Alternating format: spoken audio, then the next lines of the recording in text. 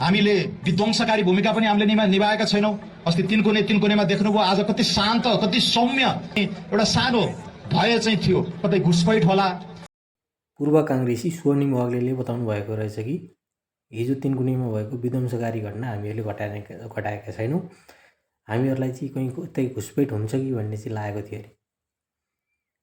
गणतन्त्रका हिमायतीहरू हामीहरू गणतन्त्रका चाहिँ खम्बा हौँ, हामीहरू नयाँ प्रचण्डका चाहिँ सन्तान हौँ भन्नेहरूलाई चाहिँ घुसपैठ कसले गराउने?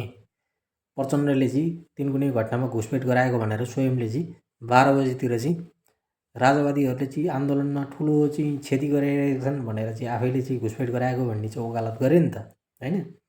गणतन्त्रका खम्बा हौँ हामी, प्रचण्ड पछिका प्रचण्ड हामी नै हौँ भनेर चाहिँ लागेका व्यक्तिहरूलाई घुसपैठ किन गराउनु पर्यो?